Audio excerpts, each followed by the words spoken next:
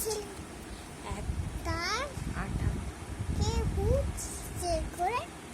ঠাই ঠাই শিশি মানে সে দিয়ে ঠুকে অন্যটা হামা দিয়ে আলমারি চড়ে খাট থেকে রাগ করে